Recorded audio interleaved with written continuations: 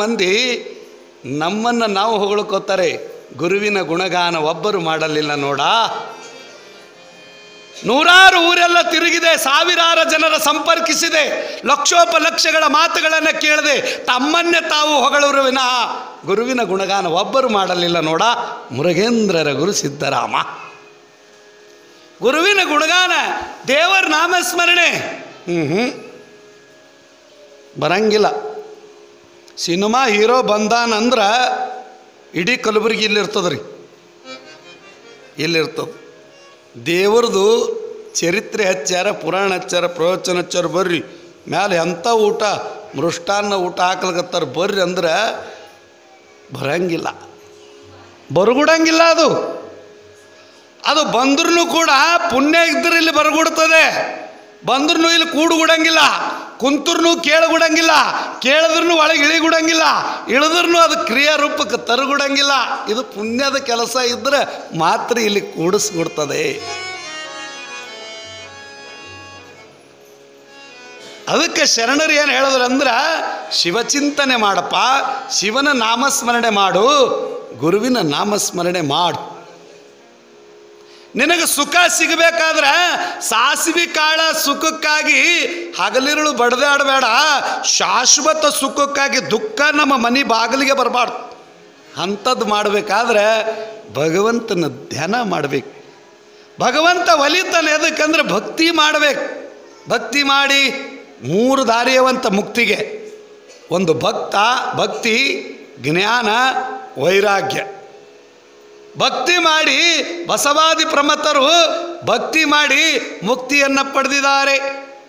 ಜ್ಞಾನವನ್ನು ಸಿದ್ಧಾರೂಢರು ನೋಡ್ರಿ, ಜಗದ್ಗುರು ಸಿದ್ಧಾರೂಢರು ಅಂತ ಸಾಧುಗಳೇ ಹುಟ್ಟಂಗಿಲ್ಲಂತ. ಯಾವನೋ ಒಬ್ಬ ಸಿದ್ಧಾರೂಢರ ಮೇಲೆ, ಸಿದ್ಧಾರೂಢರು ಪ್ರವಚನದಾಗ ಏನು ಹೇಳಿದ್ರಂತ, ಮಹಾತ್ಮರಂದ್ರೆ ಬೆಂಕಿ ಇದ್ದಂಗ, ಮಹಾತ್ಮರಂದ್ರೆ ಬೆಂಕಿ ಇದ್ದಂಗ, ಬೆಂಕಿ ಕೂಡ ಸರ್ಸ ಆಡಬೇಡ್ರಪ್ಪ ಅಂತ ಇಷ್ಟು ಪ್ರವಚನದಾಗ ಹೇಳ್ಯಾರ. ಅವ ಏನು ಮಾಡ್ಯಾನ, ಸೀತನಿ ಸುಡ್ಬೇಕಂತೇಳಿ ಕುಳ್ಳಿನ ಮೇಲೆ ಬೆಂಕಿ ಇಟ್ಕೊಂಡು ಹಿಂಗೆ ನಡೆದಿದ್ದ. ಮಹಾತ್ಮರು ಬೆಂಕಿ ಇದ್ದಂಗಂತ ನೋಡಮ್, ಸಿದ್ಧಾರೂಢರಿಗೆ ತಲೆ ಮೇಲೆ ಬೆಂಕಿ ಇಡಮ್, ಬೆಂಕಿ ಸುಡಬಾರ್ದಲ್ಲ. ಇಂಥ ಭಕ್ತರು ಇರ್ತಾರ್ರಿ. ಬರೀ ಪರೀಕ್ಷೆ ಮಾಡೋದೆ, ಅದ್ರೊಳಗೆ ಏನದ, ಹೆಂಗದ, ಎಂತದ.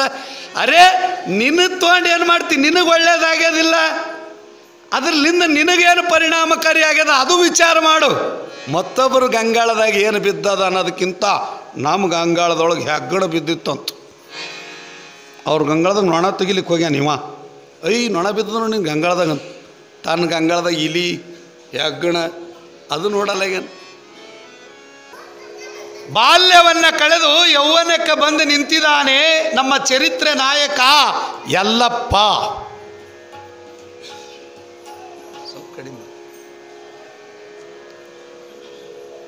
ಯಲ್ಲಪ್ಪ ಎಲ್ಲರ ಬಾಯಾಗ ಬೆಲ್ಲಪ್ಪ. ಯಾಕಪ್ಪ, ಏನು ಬೇಕಪ್ಪ, ನಿನ್ನ ಮನಸ್ಸಪ್ಪ, ಮುಂದೆ ನೆನಸಪ್ಪ. ಕನಸಿನ ಸಂಸಾರ ಕೇಳಪ್ಪ, ಹೌದಲ್ಲ, ನಿನಗೆ ಮನಸ್ಸಿಗೆ ಬಂಧನ ಮಾಡಪ್ಪ. ವಿಜಯಪುರ ಜಿಲ್ಲೆ ಇಂಡಿ ತಾಲೂಕ ಕಣ್ಣಿ ಮಿರ್ಗಿ ಅಂತಾರೆ ಅದಕ್ಕೆ, ಕಣ್ಣಿ ಮಿರ್ಗಿ. ಅದು ಭೀಮಾ ನದಿ ದಂಡಿಗೆ ಹಾಲಮತದೊಳಗೆ ಶಿವಪ್ಪ ಕಾಶಿಬಾಯಿಗೆ ಮಗ. ಅನೇಕ ಲೀಲೆಗಳ ಮಾಡಿದ್ದ. ತಂದಿಗೆ ಪಕ್ಕ ಖಾತ್ರಿ ಇತ್ತು, ತಾಯಿಗೆ ಖಾತ್ರಿ ಇಲ್ಲ ರೀ. ನಿಮ್ಮ ಮಗನಿಗೆ ಏನಾರ ಹೇಳ್ತೀರೇನು? ಹೇಳಂಗಿಲ್ಲ. ಯಾವಾಗ ಆಕಿಗೆ ಮಾತಾಡ್ಸಕ್ಕೆ ಬರ್ತಾನ, ಯಾವಾಗ ಏನಾರ ಮಾತಾಡ್ಸಕ್ಕೆ ಬರ್ತಾನ, ಆಕೆ ಅದೇ ಹೇಳಾಕಿ. ಹೆಣ್ಮಕ್ಳ ತಲೆಯಾಗ ಒಂದು ಬತ್ತಂದ್ರೆ ಬಿಡಂಗಿಲ್ರಿ ಅವ್ರು. ಒಂದು ಜಿದ್ದು ಅಂದ್ರೆ ಜಿದ್ದ ಒಂದೇ ಹಿಡಿತಾರ ಅವರು. ಹೆಟ ಇರಬಾರ್ದ್ರಿ, ಜಿದ್ದ ಒಂದೇ ಹಿಡಿಯೋದು.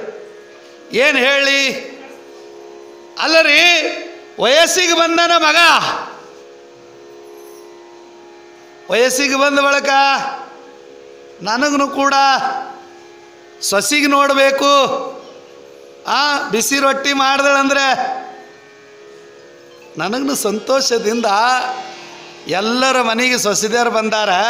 ಅವನ ಜೊತೆಗೆ ಆಡ್ತಕ್ಕಂಥ ಗೆಳೆಯರು ಎಲ್ಲರೂ ಮದುವೆ ಮಾಡ್ಕೊಂಡಾರ. ಅವನು ಮದುವೆ ಮಾಡ್ಬೇಕನ್ನೋದು ಚಿಂತೆ ಇಲ್ಲ ನಿಮಗ? ಹುಚ್ಚಿ, ಅವ ಎಲ್ಲರಂಗಿಲ್ಲ. ಪ್ರಪಂಚದ ಆಸೆ ಅವನಿಗಿಲ್ಲ. ಅವ ವಿಚಿತ್ರ ಅದಾನ. ಅವ ಜಟ್ಟಿಂಗರಾಯನ ವರಬಲದಿಂದ ಹುಟ್ಟ್ಯಾನ ಹುಚ್ಚಿ ಅಂತ ಹೇಳಿದ್ರು ಕೇಳ್ತಿದ್ದಿಲ್ಲ. ನೀವು ಹೇಳ್ರಿ, ನಿಮ್ಮ ಮಾತು ಕೇಳ್ತಾನಮ್ಮ, ನೀವು ಹೇಳ್ರಿ, ಮಾತಾಡಬೇಡ್ರಿ. ಇಲ್ಲಿ ಕಾಶಿಬಾಯಿ ಶಿವಪ್ಪ ಇಬ್ಬರು ಜೀವನ ನಡೆಸಾಕತ್ತಾರ. ಯಲ್ಲಪ್ಪನನ್ನು ಕರೀತಾರ. ಕರೆದು ಹೇಳಾಕತ್ತಾರ, ನೀನು ಮದುವೆ ಆಗಬೇಕಂದಾಗ ನಾನು ಸೀದಾ ಸಾಪ್ ವಲ್ಲ, ನನಗಾಗಲ್ಲ. ಒತ್ತಾಯದಿಂದ ನನಗೆ ಮದುವೆ ಮಾಡಬೇಡ್ರಿ, ಲಗ್ನ ಮಾಡಬೇಡ್ರಿ, ಮ್ಯಾರೇಜ್ ಮಾಡಬೇಡ್ರಿ. ಹೌದಲ್ರಿ? ಭಾಳ ಮಂದಿ ಮ್ಯಾರೇಜಿಗೆ ಗ್ಯಾರೇಜ್ನಾಗೆ ಆಲಾಗತ್ತಾವ. ಹಿಂಗೆ ದೊಡ್ಡ ಆತಾವ ಕಾಲೇಜ್ ಅಂತಾವ. ಅವ್ರದ್ದೇನು ಕಾಲೇಜ್, ಅವ್ರದ್ದೇನು ನಾಲೇಜ್. ಮುಂದೆ ಅವ್ರನ್ನ ಕಾಲೇಜ್ 4 ದಿನ ಆಗಲ್ಲ, ಮ್ಯಾರೇಜ್ ಅಂತಾವ. ಮ್ಯಾರೇಜಲ್ಲಿ ಗ್ಯಾರೇಜ್ದಾಗೆ ಮತ್ತು ಆ ಕಡೆ ಜಗಳ ಅದನ್ನು ಅದು ಈ ಕಡೆ ಚೇಂಜ್, ಇದು ಈ ಕಡೆ ಚೇಂಜ್. ಇರಲಿ, ಯಾಕೆ ಹೇಳ್ತೀನಿ ಅಂತ ಕೇಳಿದ್ರೆ, ಯಲ್ಲಪ್ಪ ನನ್ನ ಭಾಳ ಕತ್ತಿ ಮಾಡಿ ಹೇಳ್ತಾರೆ. ಕಲ್ಯಾಣದೊಳಗೆ ಒಬ್ಬರೇ ಬಂದಿಲ್ಲ, ಗಂಡ ಹೆಂಡತಿ ಇಬ್ಬರು ಕೂಡಿ ಕಲ್ಯಾಣಕ್ಕೆ ಬಸವಣ್ಣನಲ್ಲಿ ಬಂದಿದ್ದಾರೆ. ಧನ್ಯೋ ಗೃಹಸ್ಥಾಶ್ರಮ ಅಂತ ಹೇಳಿದ್ದಾರೆ. ಪ್ರಪಂಚ ಮಾಡಿ ಪಾರಮಾರ್ಥ ಗೆದ್ದಬೇಕಪ್ಪ. ಪ್ರಪಂಚ ಮಾಡಿ ಪಾರಮಾರ್ಥ ಗೆದೆಯೋನೇ ಜಾಣ. ಜಾಣರೋಳು ಜಾಣವ ಉತ್ತಮ ಯಾರು ಅಂತಂದ್ರೆ, ಪ್ರಪಂಚ ಪಾರಮಾರ್ಥ ಎರಡೂ ಕೂಡಿ ನಡೆಸುವ ಆತನೇ ಜಾಣ. ಅವ್ರು ಯಾರು ಅಂದರೆ ನಮ್ಮ ಗಿರಿಯಪ್ಪ ಮೊತ್ತೆಯವರು. ಹೆಂಗದ ನೋಡ್ರಿ, ಹೆಂಗದ? ಪ್ರಪಂಚ ಮಾಡಿ ಪಾರಮಾರ್ಥ ಅನ್ನೋದು. ಭಾಳ ಮಂದಿ ಅಂದರು ಪಾರಮಾರ್ಥ ಅಂದ್ರೆ ಏನ್ರಿ ಅಂತ ಕೇಳಿದ್ರು ನನಗೆ. ಪ್ರಪಂಚ ಅಂದ್ರೆ ಸಂಸಾರ ತಿಳ್ಕೊಂಡಿವಿ. ಪಾರಮಾರ್ಥ ಅಂದ್ರೆ ಏನು? ಚಿಂತಿ ಅಂದ್ರೆ ಪ್ರಪಂಚ, ಚಿಂತನ ಅಂದ್ರೆ ಪಾರಮಾರ್ಥ. ಇಷ್ಟೇ ಅದ ನೋಡ್ರಿ. ನಾವೇನು ಸಂಸಾರ ಬಗ್ಗೆ ಏನು ಚಿಂತೆ ಮಾಡ್ತೀವಲ್ಲ, ವಿಚಾರ ಮಾಡ್ತೀವಲ್ಲ, ಅದಕ್ಕೆ ಚಿಂತೆ ಅಂತಾರ. ಪರಮಾತ್ಮನ ಬಗ್ಗೆ, ಗುರುವಿನ ಬಗ್ಗೆ, ಅಧ್ಯಾತ್ಮದ ಬಗ್ಗೆ, ಆತ್ಮದ ಬಗ್ಗೆ ನಾವು ಚಿಂತೆ ಮಾಡ್ತೀವಲ್ಲ, ವಿಚಾರ ಮಾಡ್ತೀವಲ್ಲ, ಅದಕ್ಕೆ ಚಿಂತನ ಅಂತಾರ. ಅದಕ್ಕೆ ಅಂತಾರೆ ನೋಡಿ, ಸತ್ಸಂಗ ಇಟ್ಟಿದ್ದೇವ್ರಿ. ಸತ್ಸಂಗ ಭಾಳ ಇವತ್ತು ಶರಣರ ಬಗ್ಗೆ ಚಿಂತನ ಭಾಳ ಚಂದ ಆಯಿತು ಅಂತಾರಲ್ಲ. ಅದಕ್ಕೆ ಚಿಂತೆ ಎಂಬುದು ಘನವಾಗಲಿ ಅಂಥೇಳಿ ಪಾರಮಾರ್ಥದ ಪರಿ ತಿಳಿಲಿಕ್ಕೆ ಬರ್ತದಂತ ಅವಾಗ ಯಲ್ಲಪ್ಪಗೆ ಹೇಳಿದ್ರು. ಅವ ಏನೂ ಒಪ್ಪಲಿಲ್ಲ. ಆದರೂ ಕೂಡ ಶಿವಪ್ಪ ಅಂತಾನ, ತಾಯಿ ಮನಸ್ಸು ನೋಯಿಸಬಾರ್ದಪ್ಪ. ಜಗತ್ತಿನೊಳಗೆ ತಾಯಿ ತಂದಿ ಮನಸ್ಸು ಯಾರು ನೋಯಿಸ್ತಾರ ಅವ್ರು ನರಕಕ್ಕೆ ಹೋಗ್ತಾರ ಅಂತ ಹೇಳ್ತಾರೋ. ಹುಚ್ಚ, ನೀನೆಲ್ಲ ತಿಳಿದವದಿ, ನೀನೆಲ್ಲ ಗೊತ್ತಿದ್ದವಿದ್ದಿ, ಓಂಕಾರ ನುಡಿತಿ, ದೇವರ ಭಕ್ತ ಇದ್ದಿ, ಸ್ವಲ್ಪ ಅರಿವಿರ್ಲಿ ನಿನಗ, ತಂದೆ ತಾಯಿ ಮಾತು ಕೇಳು ಅಂಥೇಳಿ ಒತ್ತಾಯಲಿಂದ ಹಂಗೂ ಹಿಂಗೂ ಮಾಡಿ ಎಲ್ಲರ ಕತ್ತಿಗಳನ್ನು ಹೇಳಿದ್ರು. ಬಸವಣ್ಣ ಗಂಗಾಂಬಿಕೆ ನೀಲಾಂಬಿಕೆ ಇಬ್ಬರನ್ನ ಮದುವೆ ಆಗ್ಯಾನ, ನೀನು ಮದುವೆ ಮಾಡ್ಕೋ ಅಂಥೇಳಿ ಮದುವೆಗೆ ಹಂಗೂ ಹಿಂಗೂ ಮಾಡಿ ಒಪ್ಸಲ್ಕ ಪ್ರಯತ್ನ ಮಾಡ್ಲಕತ್ತಾರೆ. ಎಲ್ಲ ಚಂದಿದ್ರೆ ಎಲ್ಲ ಚಲೋ ಸಂಸಾರದೊಳಗೆ. ಅಲ್ಲಿ ಹಾಲು ಮತದ ಮನೆತನ, ಗಾಳಿಯವ್ರ ಮನೆತನ, ಮಿರಿಗಿಯೊಳಗ ಕುರಿಗಳಿದ್ದು ಅಂತ. ಆ ಕುರಿ ಹಾಲು ಕುಡಿದು, ಹಾಲು ಮತದ ಹಾಲನ್ನು ಕುಡಿದು ಕುಸ್ತಿ ಆಡ್ಲಿಕ್ಕೆ ಹೋಗ್ತಿದ್ನಂತ. ಯಾರು? ಯಲ್ಲಪ್ಪ. ಜಗಜಟ್ಟಿ ಆಗಿದ್ದ. ತಾಯಿ ಮುಸ್ಕಿ ಕೊಬ್ಬರಿ ತಿನ್ನಿಸ್ತಿದ್ದಳು. ಈಗ ಪಾಣಿಪುರಿ ತಿನ್ನಿಸ್ತಾರೆ, ಪಾಣಿಪುರಿ. ಅವು ಮುಸ್ಕಿ ಕೊಬ್ಬರಿ ಇದ್ದಂಗೆ, ಅವು ಗುಂಡಕ್ಕೆ ಇರ್ತಾವೆ. ಅದರೊಳಗೆ ಹಿಂಗೆ ತೂತ ಹಾಕೋದು, ಒಳಗೆಷ್ಟು ಬಟಾಣಿ ಹಾಕೋದು, ಉಳ್ಳಾಗಡ್ಡೆ ಹಾಕೋದು, ಆ ಹುಳಿ ನೀರು ಹಾಕೋದು. ಹೌದಲ್ರಿ? ಹುಣಸಿ ಹುಳಿ ನೀರು ಅದ್ರಾಗೆಷ್ಟು ಮೆಣಸಿಕಾಯಿ, ಹಸಿ ಮೆಣಸಿಕಾಯ್ದು ಹಾಕಿ, ದೋಸ್ತ ಒಂದು ಜರ ಟೊಂಕನೇ ಬ್ಯಾನಿ ಆಗ್ತದೋ ಅಂತಾನು.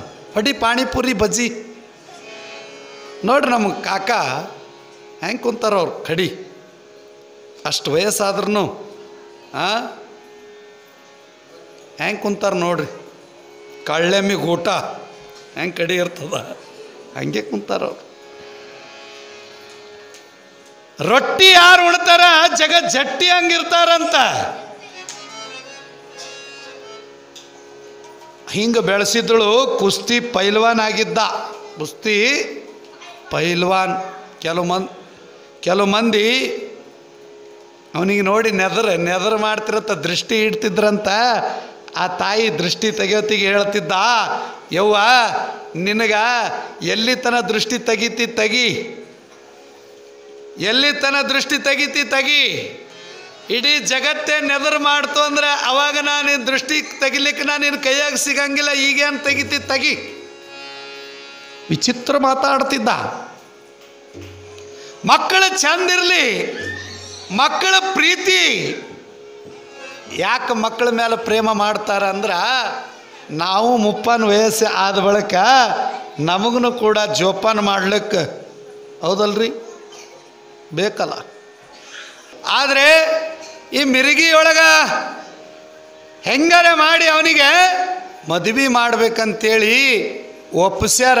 ಆದ್ರೂ ಕೂಡ ಅವನಿಗೆ ಒಲವಿಲ್ಲದ ಮದುವೆ, ಅವನಿಗೆ ಒತ್ತಾಯದ ಮದುವೆಯನ್ನು ಮಾಡ್ತಾರೆ. ಕಾಶಿಬಾಯಿ ಸೊಸಿನ ಕಾಣಬೇಕಂಥೇಳಿ ಊರೊಳಗೆ ಒಂದು ಕನ್ಯಾ ನೋಡ್ಯಾಳ. ಆ ಕನ್ಯಾ ಯಾರು ಅಂದ್ರೆ ಹೊನ್ನಮ್ಮ ಅಂತೇಳಿ ತಿಳ್ಕೊಂಡು ಆ ಕನ್ಯಾಗ ನೋಡಿ ಬಂದಾರ, ನಿಶ್ಚಯ ಮಾಡ್ಯಾರ ಇನ್ನೇನು ಮದುವೆ ಇವ್ರ ಕಡೆ ಇಟ್ಕೋಬೇಕಂಥೇಳಿ. ಆ ಕಡೆದು ಹಿರಿಯರು ಈ ಕಡೆ ಹಿರಿಯರು, ಭಾಳ ಚಂದ ಇರ್ತದ್ರಿ ಸಂಸಾರ. ಅದಕ್ಕೆ ನೀವು ಕೂಡಿಕೊಂಡು ಎಲ್ಲ ಲಿಂಗನ ಚರಿತ್ರೆ ಅಂದ್ರೆ ಹಸಿ ಗಾಡಿಗೆ ಹಳ್ಳ ಹೊಡೆದಂಗೆ ಹುಸಿ ಹೋಗಂಗಿಲ್ಲ. ಅವನ ವಾಣಿ ಹಂಗದ. ಮುಂದೆ ಹೆಂಗೆ ಪ್ರಪಂಚ ಜೀವನದೊಳಗೆ ಗಂಡ ಹೆಂಡತಿ ಹೆಂಗಿರ್ತಾರೆ, ಅದು ಪ್ರಪಂಚ ಜೀವನ ಹೆಂಗೆ ತ್ಯಾಗ ಮಾಡ್ತಾನೋ ಅನ್ನೋದನ್ನು ಮದುವೆ ನಾಳಿದ ದಿವಸ ಮಾಡಿರಿ. ನಾಡ್ದು ಮತ್ತೆ 2-3 ದಿನದಾಗ ಸನ್ಯಾಸಿಯ ಸ್ವೀಕಾರ ಹೆಂಗೆ ಆಗ್ತದೆ ಅವಾಗ ನಡೀತದೆ ನೋಡ್ರಿ.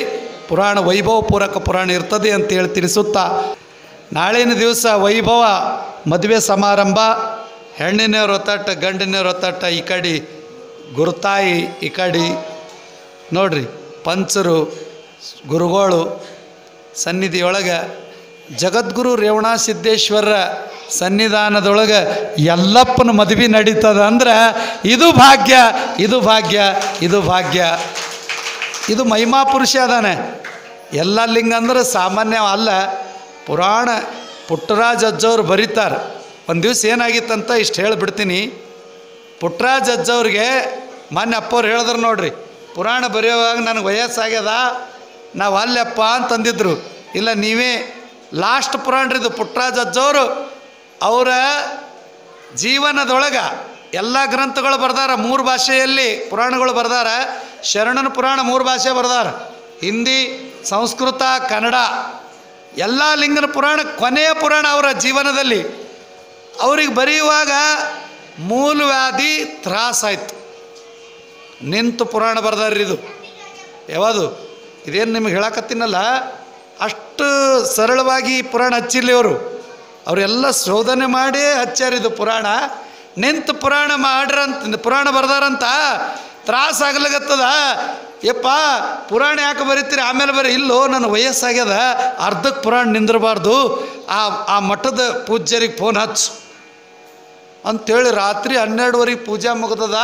12ವರೆಗೆ ಪೂಜೆ ಮುಗಿದ್ರೂ ಕೂಡ ಅಲ್ಲಿ ಮುಗುಳು ಕೊಡ್ದಾಗಿದ್ರು ಅಮಾವಾಸ್ಯೆ ದಿನ ಅಲ್ಲಿ ಫೋನ್ ಹಚ್ಚಾರ ಪುಟ್ಟರಾಜ ಅಜ್ಜವ್ರು.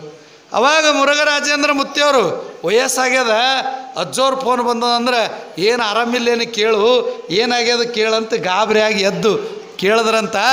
ಏನಿಲ್ರಿ, ಮೂಲವ್ಯಾಧಿ ಭಾಳ ತ್ರಾಸು ಮಾಡ್ಲಾಗತ್ತದ, ಅದಕ್ಕೆ ಈ ಪುರಾಣ ನಾ ಬರ್ಲಿಕ್ಕತ್ತೀನಿ. ನನ್ನ ಮೂಲವ್ಯಾಧಿ ಈ ಪುರಾಣ ಬರೆಯೋದ್ರಲಿಂದ ನನ್ನ ಮೂಲವ್ಯಾಧಿ ಹೋಯ್ತಂತ ಇದ್ರಾಗ ಒಂದು ಲೀಲೆ ಬರಿತೀನಿ. ಅದಕ್ಕೆ ಪುರಾಣ ಬರೆಯುವಾಗ ಅದು ತ್ರಾಸು ಮಾಡಬಾರ್ದಂಥೇಳಿ ಫೋನ್ ಹಚ್ಚಾರ್ರಿ ಅಂದರು. ಅವಾಗ ಮುರುಗೇಂದ್ರಪ್ಪ ಅವರು ಮನೆ ಬಂದಿರಲ್ರಿ, ಅವರಿಗೆ ಫೋನ್ ಹಚ್ಚಾರ. ಅವ್ರೇನು ಮಾಡಿದ್ರು ಅಂತ ಕೇಳಿದ್ರೆ ಮುಗುಳು ಕೋಡ್ಲಿಂದ ನನಗೆ ಫೋನ್ ಹಚ್ಚಿದ್ರು. ಎಲ್ಲ ಅಂದೆ ನಾನು ಎಂದೂ ಹಚ್ಚಿಲ್ಲ. ಇಷ್ಟು ರಾತ್ರಿ ಫೋನ್ ಬಂದಂದ್ರೆ ವಿಶೇಷ ಏನಾರು ಇದ್ದಿರ್ಬೇಕಂತೇಳಿ ಅವಾಗ ನಾನು ಗಾಬರಿಯಾಗಿ ಎದ್ದೆ. ಯಾಕ್ರಿಯಪ್ಪ ಪುಟ್ಟರಾಜ್ ಅಜ್ಜವ್ರ ಫೋನ್ ಬಂದಿತ್ತು. ಯಾಕ್ರಿಯಪ್ಪ ಆರಾಮದಾರಿಲ್ರಿ ಅಂತ. ಆರಾಮದಾರ, ಅವ್ರಿಗೆ ಮೂಲ ವ್ಯಾಧಿ ಅದಂತ, ಅದಕ್ಕೆ ಅದು ಹೋಗಬೇಕಂತ ಪುರಾಣ ಚಂದ ಬರಿತೀನಿ, ಲಾಸ್ಟಿಗೆ ಇದು ಪುರಾಣ ಬರೆದಿದ್ದಕ್ಕೆ ಮೂಲ ವ್ಯಾಧಿ ಹೋಯ್ತು ಅಂತ ನಂದೊಂದು ಪವಾಡಿದ್ರೊಳಗೆ ಸೇರಿಸ್ತೀನಿ ಅಲ್ಲಗತ್ತಾರ. ಅವರು ದೊಡ್ಡವರು, ನಾ ಸಣ್ಣವ, ನಾ ಏನು ಹೇಳಲಿ ಅಂತ ನಿಮಗೆ ಹಚ್ಚಿನ ಫೋನ್ ಅಂದರು.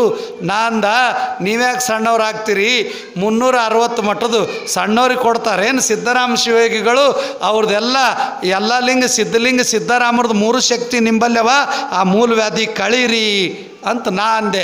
ಅವರಂದರು ಅದೆಲ್ಲ ಕಳಿಲಿಕ್ಕೆ ಬರ್ತದ, ಅದು ಮೂಲ ವ್ಯಾಧಿ ಯಾರಿಗೆ ಕೊಡಬೇಕು, ಟ್ರಾನ್ಸ್ಫರ್ ಮಾಡ್ಬೇಕಲ್ರಿ, ಅವ್ರಿಗೆ ಆರಾಮಾಗ್ತದೆ, ಅದು ಯಾರಿಗೆ ಕೊಡ್ಬೇಕಂತ ನನಗೆ ಕೇಳಿದ್ರು.